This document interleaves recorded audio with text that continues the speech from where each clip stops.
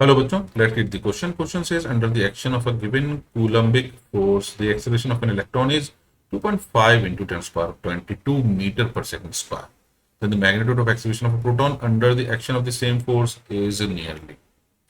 अब चूंकि इलेक्ट्रॉन और प्रोटॉन पर लगने वाला फोर्स होगा सेम, तो हमें मालूम है force on electron is equal to होगा mass of electron into its acceleration, and that force is equal to, क्योंकि चार्ज दोनों पर सेम होता है, यानी इलेक्ट्रॉन पर charge is equal to proton पर चार्ज, तो ये हो जाएगा mass of proton into acceleration of proton.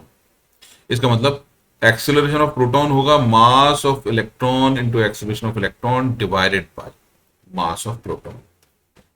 अब हमें मालूम है मास ऑफ इलेक्ट्रॉन और मास ऑफ प्रोटॉन की रेशियो, यानी मास of proton is 1836 times of mass of electron.